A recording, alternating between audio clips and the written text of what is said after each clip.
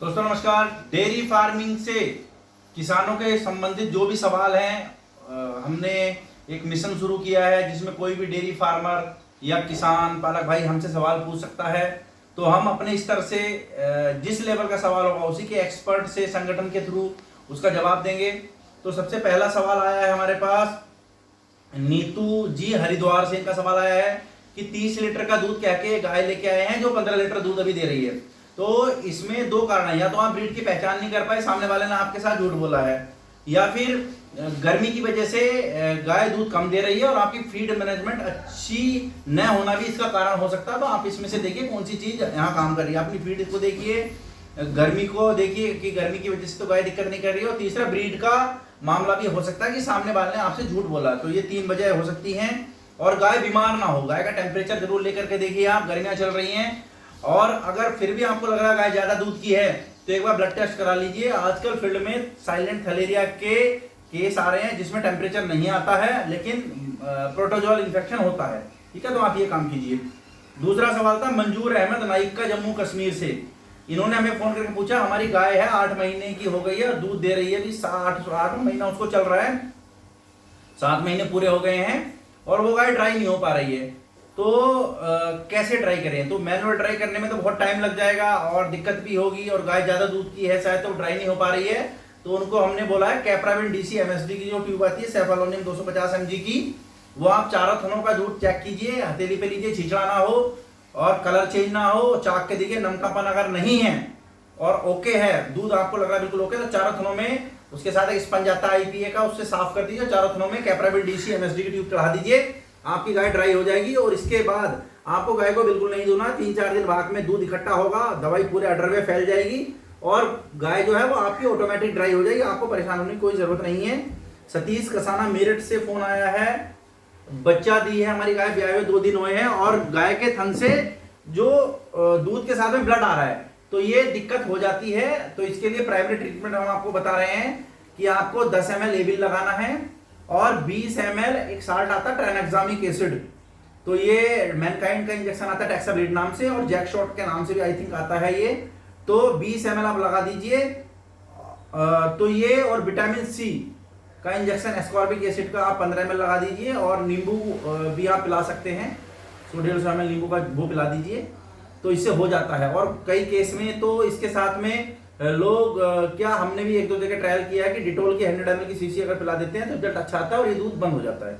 तो आप पहले एविल लगाइए और 20 ml ट्राइनेक्सामिक एसिड साल्ट का इंजेक्शन लगाइए, अच्छी कंपनी का 20 ml। तो 2 दिन आप रिपीट कर देंगे तो ये ठीक हो जाएगा, है ना। और अगर दिक्कत बढ़ती है तो हो सकता है इन्फेक्शन ज्यादा हो, तो आप अच्छे डॉक्टर से संपर्क कर सकते हैं।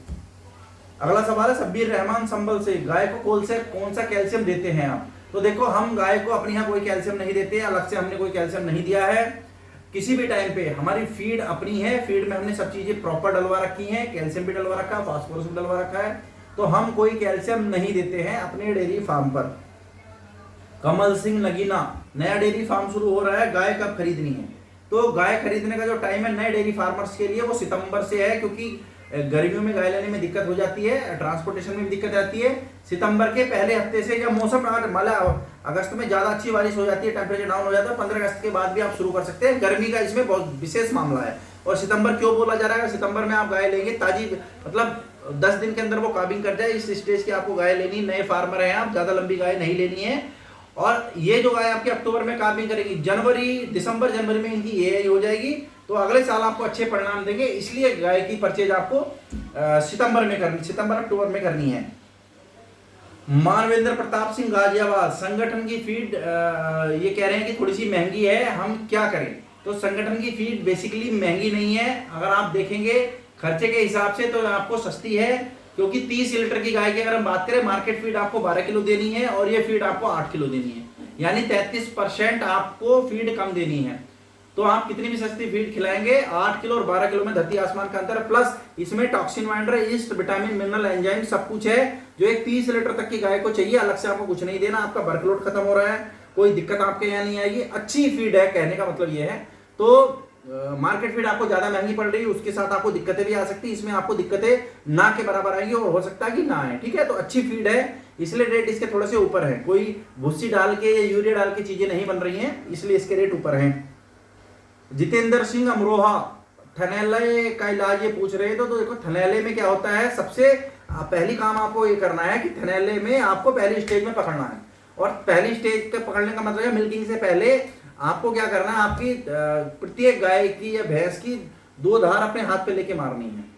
जमीन पे तो नीचे हाथ पे लेके मारेंगे तो आपको छींचड़ा नहीं होना चाहिए, दूध का कलर चेंज नहीं होना चाहिए, दूध फटा हुआ नहीं होना चाहिए, गाढ़ा दही जैसा नहीं होना चाहिए। और जैसे ही प्रारंभिक स्तर यही होता है, अगर इनमें से कोई शिकायत है तो आप एलेंट्रा एक ट्यूब आती है एमएसडी की, ठीक है, नियोमाइसिन और प्रेडनिसोलोन का सस्पेंशन होता है उसके अंदर, वो आप चढ़ा दीजिए और प्राइमरी स्टेज को यही खत्म कर देगी। अगर आपको लग रहा है ज्यादा दिक्कत है आपके यहाँ, तो 20 ml एंड्रोफ्लोक्सासिन, इनिशियल स्टेज में 20 ml एंड्रोफ्लोक्सासिन अच्छी कंपनी का, जैसे फोर्टिवीर आता है बिरबैक का, और फ्लॉक्सीडिन आता है एमएसडी का, 20 ml ये लगा दीजिए। बॉडी वेट के हिसाब से ज्यादा बड़ी गाय है 25 ml, नहीं तो 20 ml।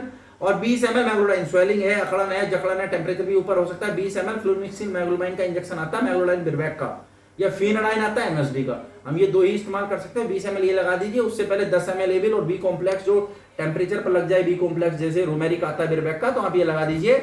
और इंजेक्शन आपको एक ही बार देने प्राइमरी स्टेज अगर है तो, और एलेंट्रा की ट्यूब आप सुबह शाम चढ़ा दीजिए मिल्किंग के बाद, तो ये ओके हो जाएगा, ठीक है। ज्यादा अगर बढ़ता है तो आप हमें बता सकते हैं या फिर अपने आसपास के अच्छे डॉक्टर से संपर्क कर सकते हैं।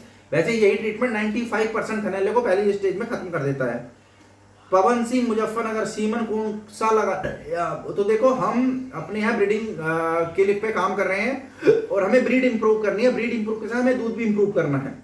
तो हम फिलहाल एबीएस का सीमन इस्तेमाल कर रहे हैं जो सस्ता है और आसानी से उपलब्ध है और लगभग ओरिजिनल सीमन मिल जाता है। तो एबीएस के हम जो बुल अभी लगा रहे हैं, तो हम ज्यादा नए बुलों पे तो नहीं गए हैं अभी। अरमाडा और स्पाइक 2 इनके स्टैंडर्ड बुल वही इस्तेमाल कर रहे हैं हम, और साथ में पाइपर का भी लगा देते हैं ना, ब्रूट का भी लगा देते हैं, बीस्ट का भी है ना, और कैसानोवा इनका पीकेसी बुल है ना। तो गर्मी आ गई तो पीकेसी बुल का हम इस्तेमाल अपने यहाँ भी कर रहे हैं, सस्ता है, लेकिन इस टाइम मेन टास्क ये रहता है कि गाय को कंसीव करना और उसकी भी अच्छी बछड़ी आती है। तो एबीएस के हम सारे सीमन भी इस्तेमाल कर रहे हैं।